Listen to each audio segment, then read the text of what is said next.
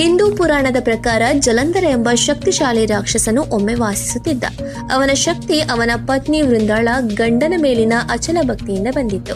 ಅವಳ ಪಾವಿತ್ರ್ಯದಿಂದಾಗಿ ಯಾರೂ ಜಲಂಧರನನ್ನು ಸೋಲಿಸಲು ಸಾಧ್ಯವಾಗಲಿಲ್ಲ. ಇದು ದೇವತೆಗಳಿಗೆ ದುಃಖವನ್ನುಂಟು ಮಾಡಿತು. ಅವನ ದಬ್ಬಾಳಿಕೆಯನ್ನು ಕೊನೆಗೊಳಿಸಲು ದೇವತೆಗಳು ವಿಷ್ಣುವಿನ ಸಹಾಯವನ್ನು ಕೋರಿದರು.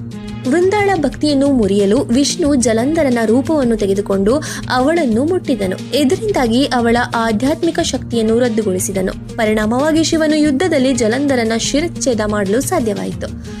ವೃಂದ ವಂಚನೆಯನ್ನು ಅರಿತುಕೊಂಡಾಗ ಅವಳು ವಿಷ್ಣುವನ್ನು ತಕ್ಷಣವೇ ಶಿಲೆಯಾಗುವಂತೆ ಶಪಿಸಿದಳು. ಅವಳ ಶಾಪದ ನಂತರ ಲಕ್ಷ್ಮೀದೇವಿಯು ವಿಷ್ಣುವನ್ನು ಶಾಪದಿಂದ ಬಿಡುಗಡೆ ಮಾಡುವಂತೆ ವೃಂದಾಳನ್ನು ಪ್ರಾರ್ಥಿಸಿದಳು. ವೃಂದ ಅಂತಿಮವಾಗಿ ಒಪ್ಪಿದಳು. ಆದರೆ ಅವಳು ಬೆಂಕಿಯನ್ನು ಪ್ರವೇಶಿಸುವ ಮೂಲಕ ತನ್ನನ್ನು ತಾನು ತ್ಯಾಗ ಮಾಡಿದಳು. ಆಕೆಯ ಚಿತೆಯ ಬೂದಿಯಿಂದ ತುಳಸಿ ಎಂಬ ಪವಿತ್ರ ಸಸ್ಯ ಹೊರಹೊಮ್ಮಿತು ಎನ್ನಲಾಗಿದೆ.